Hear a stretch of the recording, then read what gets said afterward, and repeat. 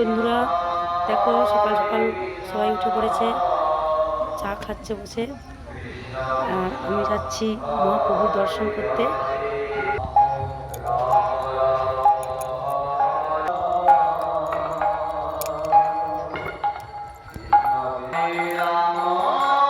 পৌঁছে গেলাম মহাপ্রভুর দর্শন করতে।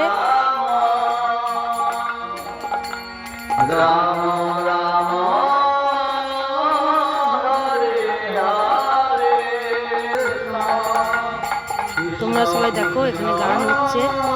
এখন এখানে কেউ নেই, সবাই বাড়ি চলে গেছে। তোমরা সবাই মহাপ্রভু দর্শন করে নাও, তোমাদের সকলের সবার ভালো হবে।